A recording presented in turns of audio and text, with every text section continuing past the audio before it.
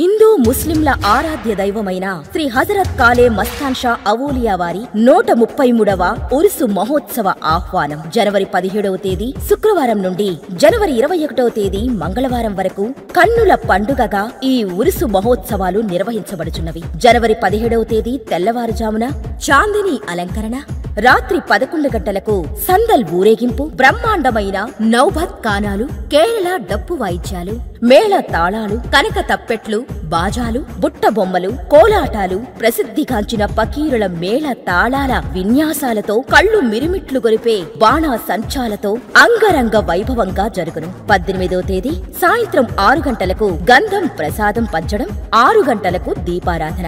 19వ తేదీ రాత్రి 10 గంటలకు గ్యార్మీ షరీఫ్ ఖురాన్ పట్టణం. ఈ 5 రోజులు పకీరులకు శేష వస్త్రాలు పంచడం, లక్షలాది మందికి అన్న సంతర్పణ కార్యక్రమం ఉంటుంది.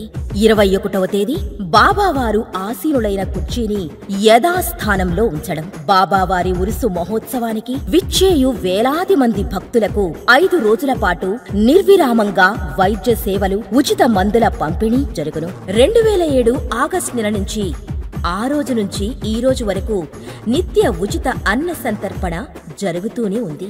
భక్తుల పాలిట కొంగు బంగారమై కోరిన కోరికలు తీర్చే మస్తానయ్య బాబావారి దివ్య ఆశీస్సులు పొందకోరుచున్నాము. దర్గా ధర్మకర్త రావి రామ్మోహన్ రావు.